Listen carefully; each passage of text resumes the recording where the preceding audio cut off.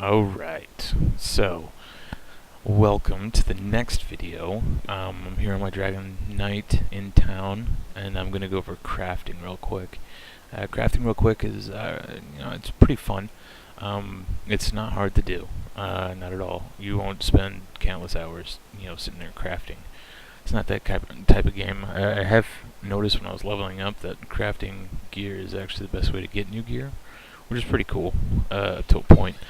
So the first thing you have to do is you have to go out in the world and you find this ore, and you collect it, you turn it, you refine it into bars, and then you make your armor. Standard Elder Scrolls stuff.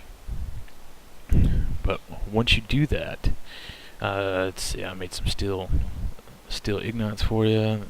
Go to the creation tab, and you can build a bunch of stuff I'll get into real quick. There's a new video capture program, and it will not let me record and do voice at the same time, so I'm kind of like talking over what I was doing. That's why it might be a little stupid. Anywho, so you can pick your item that you're going to do, your material, using Dwarven Ignites. It's for level 36 through whatever's. I'm using the Redguard style right now, and at the bottom there's traits, these stones that you have to research, and I'll get to that in a minute. Let's see. So, yeah, these traits will do different things. Like that one's increase weapon and spell critical values. Now, if you want, for just XP, you can go just destroy this, and you can get a chance to get all or some of your stuff back. Or you can take it over here and you can make it better. You get a percentage chance, depending on how many stones you put into it, which I'll show you right there. Yep. On success or failure of turning this white thing into green. If it works, you'll get a blue border. If it sucks, then you get a red one and you lost your stuff.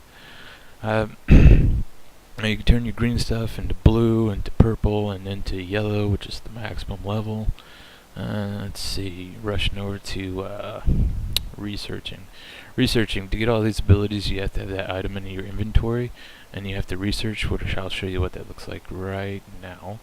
Alright, down where it says researchable, you can double click that, and you can research that item, and after that amount of time has passed, in this case 19 frickin' hours, you'll be able to make hatchets with, that trait in them, using that stone.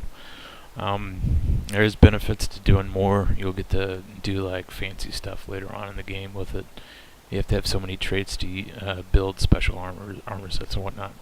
Now on your map you got your smithy, you got your wood station, your enchanting station, and an alchemy for potions, whatnot. None of it's really hard. It's all pretty beneficial. Let's see, this is where I get lost in the video and I start looking through my inventory at nothing. Okay, those are the racial motives.